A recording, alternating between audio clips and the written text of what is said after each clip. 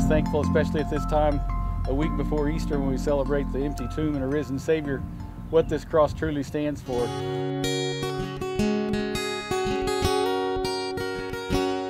One day in last May, Scott Henry and I went to eat it up and was having lunch together, and Scott brought up this idea that there was a gentleman his name was Tracy Davidson from Ringwood, trying to place crosses throughout the country. He had been donated some pipe, 24-inch pipe, and his use for it was to build these crosses 80 foot tall wherever anybody wanted one. And Scott come to me during that lunch and said, "What do you think? You should build a cross." So that's how it all started. And then we were kind of talking about where. Well, the where became, the place to put it was Gary Hikes, right above the lake, where Gary once had 3 wooden crosses, and they've kind of fallen down, and Gary has passed, and this project started even before he had passed, but we'd always had in our mind this was the great and the best place to put it, which is out by the cemetery, where it can also bring comfort to those in the time of loss. The hole was dug at the same time the pipe was delivered, if I remember right, or really close to that time, which was back in May of 2017. The hole was 20 foot deep, 5 foot wide, and the pipe stood up about 4 foot above the ground, but it was filled with 11 yards of concrete. It was given to us at a very discounted cost, but it was $800 for the concrete.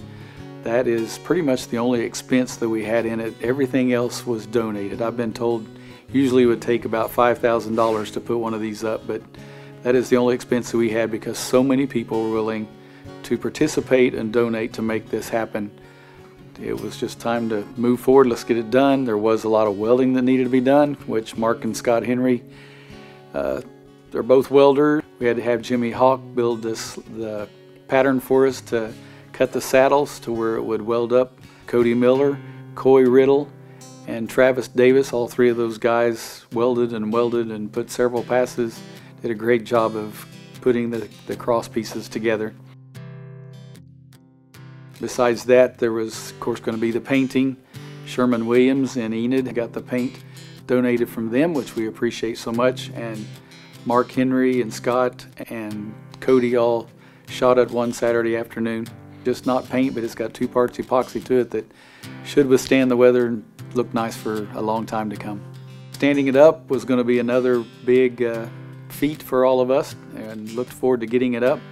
It weighed somewhere in the neighborhood of 16,000 pounds, and David Fuchsa, who's good at running that big equipment and making things happen, David he had a track hoe that he used to move it out there with the Henry Brothers forklift on the other end, was able to pick it up and move it to the base to where Ranger Trucking was there with a crane to set it up and set it on the base.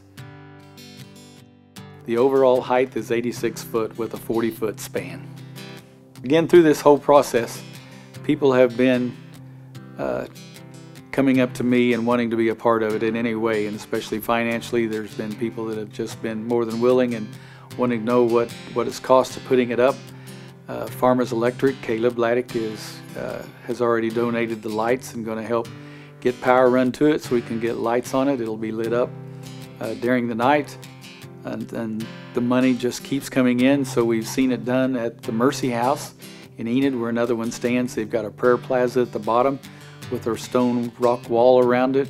We'd like to do something like that people would be able to get out to the bottom of the cross at any time, not be handicapped or hindered in any way to go out and spend a quiet time at the foot of the cross. If you would still like to participate and be a part of this cross project, you're invited to go to Community State Bank, where there's an account set up under Hennessey United, to donate to that account, the Cross Project.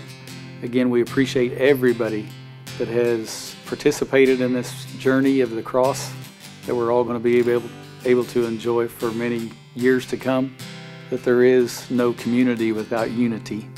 And if you see the spelling of it, that's very true. Community can't happen without a unity.